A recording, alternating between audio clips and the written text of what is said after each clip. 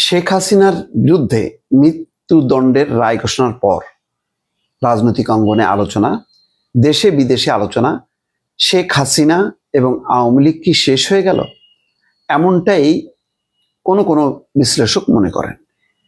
BBC Bangla একটা report করেছে, শেখ হাসিনার রাজনৈতিক দেখলাম যে রাজনৈতিক বিশ্লেষক অধ্যাপক সাব্বির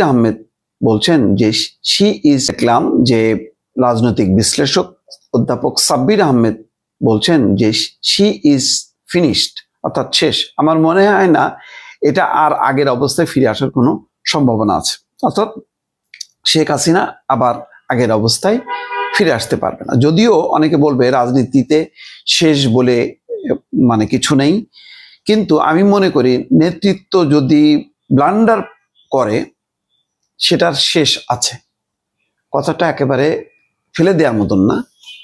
শেখ হাসিনার এবং আওয়ামী লীগের এখন রাজনীতি নিয়ে সত্যি একটা গবেষণার বিষয়, যে এই অবস্থায় বিশ্বের কোন কোন রাজনীতি ফিরে আসতে পেরেছে, আবার বিশ্বের হয়তো কোনো কোনো রাজনীতি তার বাস্তবতা একরকম, বাংলাদেশের রাজনীতি এবং বাস্তবতা কেমন সেটার উপর অনেকখানি নির্ভর করে।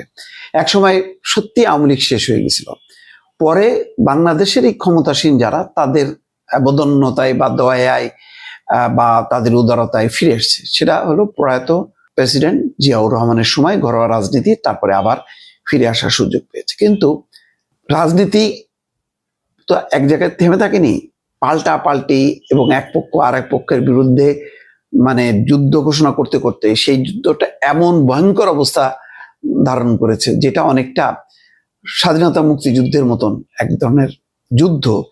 যেই যুদ্ধে একদিকে ছিল তৎকালীন সেই পুলিশ, আইন শৃঙ্খলা বাহিনী, আওয়ামী লীগ সবাই এক কাতারে, আরেকদিকে ছিল হচ্ছে জনতা। এই জন্য আমি বলি যে ওই সময় জনতার বিক্ষোভের আগুনে যারা ছাই হয়ে গেছে, যারা শেষ হয়ে গেছে, তাদের বিচার আসলে হবে না। তারা যদি বলে যে আমি বিচার চাই, আমি কেন বললাম না, তুমি যুদ্ধ করছো, তুমি বেআইনি ভাবে যুদ্ধ করছো, জনতার বুকে গুলি চালাইছো, জনতা তোমাকে পরাস্ত করেছে, সুতরাং তোমার বিচার হবে না। এখানে বিজয়ীদের কখনো বিচার হয় না। যাই হোক, সেটা আর একটা আলোচনা। এখন শেখ হাসিনা হচ্ছে সেই পরাজিত শক্তির প্রতিভূ।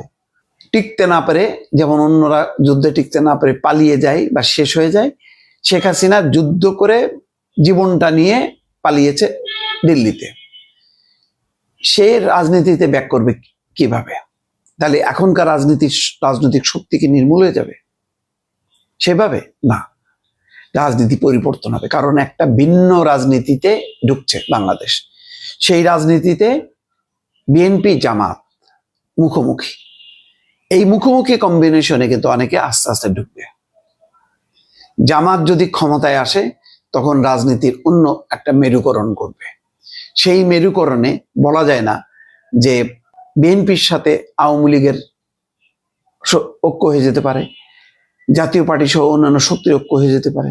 আবার বিএনপি যদি ক্ষমতায় যায়, তখন জামাত আবার সেই রাজনীতিতে পুনর্বাসিত হওয়ার জন্য সে হয়তো ইনভাইট করতে পারে আওয়ামী লীগকে, আসো লড়াই করি। সবকিছুই নির্ভর করতেছে যে কোন রাজনীতির দিকে আমরা যাব। আমরা যদি পাল্টাপাল্টি ওই রাজনীতির দিকে যাই, যেটা গত 15 বছর বা তার আগে চর্চা হয়েছে, তাহলে কিন্তু আওয়ামী লীগের সাথে জাতীয় পার্টি অনেক শক্তি আসবে। কিন্তু গণতান্ত্রিক রাজনীতিটা যদি প্রতিষ্ঠিত হয় এইবার আবারও বলি, যদি গণতান্ত্রিক রাজনৈতিক সংস্কৃতিটা যদি প্রতিষ্ঠিত হয়, যদি এক পক্ষ আর এক পক্ষকে নির্মূল না করে যুক্তি তর্কের মাধ্যমে রাজনীতিটা এগোতে পারে, তাহলে কিন্তু আওয়ামী লীগের স্থান নাই। আমি আবারও বলি, দায়িত্ব নিয়ে বলছি, যদি এই রাজনৈতিক শক্তি এখন বাংলাদেশে অবস্থিত যে রাজনৈতিক শক্তি, সেই শক্তি যদি ক্ষমতায় যাওয়ার পর এক অংশ সরকারি আর এক অংশ বিরোধী, এই দুই অংশের পারস্পরিক আচরণের উপর নির্ভর করবে আওয়ামী লীগ এবং তার সঙ্গীরা ফিরবে কি ফিরবে না।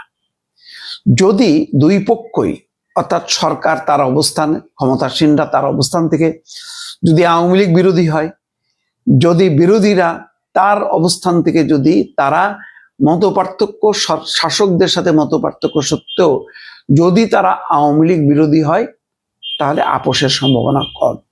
এখানে শুধু আওয়ামী লীগ না, আওয়ামী লীগের সাথে আপনাকে হিসাব করতে হবে ভারতও। ফলে জামাত যদি বিরোধী দলে থাকে তাহলে জামাতকে আওয়ামী লীগের সঙ্গে ঐক্য করে আওয়ামী লীগ এবং ভারতকে বাংলাদেশে ইন করার রাস্তা তৈরি করে দেবে? না, দেবে না। বিএনপি যদি বিরোধী দলে থাকে তাহলে কি বিএনপিও ঐক্যের মধ্য দিয়ে আওয়ামী লীগ এবং ভারতকে ইন করার মানে রাস্তা তৈরি করে দেবে? করবে না। কিন্তু কখন করবে? যদি বিএনপি এবং জামাত রাজনীতির যদি তিক্ততা চরমে, আবার সেই এক পক্ষ আর এক পক্ষকে ধ্বংস করার যদি উপক্রম হয়, তেমন রাজনৈতিক পর্যায়ে যদি নিয়ে যায়, যেটা 15 বছরে কি হয়েছে, আওয়ামী লীগ চেষ্টা করছে টিকে থাকার জন্য যেভাবে হোক না কেন ভারতকে দিয়ে, ভারতকে সাথে রেখে প্রতিপক্ষকে শেষ করে দাও। আর বিএনপি এবং তার সঙ্গীরা কি চাইছে, যে পশ্চিমা শক্তিকে নিয়ে আসো, পারলে আমেরিকা মানে সৈন্য ঢোকা, কিন্তু তারপরে আমরা বাঁচতে চাই এবং এদের হাত থেকে রক্ষা পেতে চাই। এইটাই ছিল রাজনীতি। খেয়াল করেন, ওই রাজনীতিটা আবার ফিরবে কিনা নির্ভর করবে বিএনপি এবং জামাতের উপর, আর তার উপরেই নির্ভর করবে যে আওয়ামী লীগ, শেখ হাসিনা ফিরবে কিনা তার ভবিষ্যতের উপর। সুতরাং আজকে এখনই হিসাব করে বলে দেওয়া যায় না যে শি ইজ ফিনিশড, অর্থাৎ শেখ হাসিনা ফিনিশড না। নির্ভর করবে, আবারও বলি, বিএনপি এবং জামাতের উপর। এখন রাজনীতিটা আবার সেই আগে ছিল আওয়ামী লীগ বিএনপি, এখন হচ্ছে জামাত বিএনপি।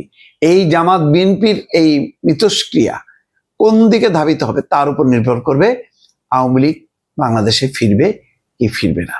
আর একটা হইতে পারে, যেটা আগেই বলেছি, যদি একটা সামরিক অভ্যুত্থান ঘটায় দেয় ভারত, কোনোভাবে আগ্রাসন চালায়, সেটা একটা ডিজাস্টার, এটার সম্ভাবনা কম। আর গণঅভ্যুত্থান যদি হয়, গণঅভ্যুত্থানের সম্ভাবনা আমি আর দেখি না যে আওয়ামী লীগের পক্ষে এই সরকারের বিরুদ্ধে বা জামাতের বিরুদ্ধে কোনো গণঅভ্যুত্থান সংঘটিত হবে। আপাতত মানে বড় ধরনের কোনো ডিজাস্টার না করলে হবে না। ফলে সম্ভাবনা একটাই, আমি বললাম যে শেখ হাসিনা ফিনিশড বা আওয়ামী লীগ ফিনিশড, এটা নির্ভর করবে যে নির্বাচন পরবর্তী রাজনীতিটা কোন ধারায় প্রবাহিত হয়। দর্শক।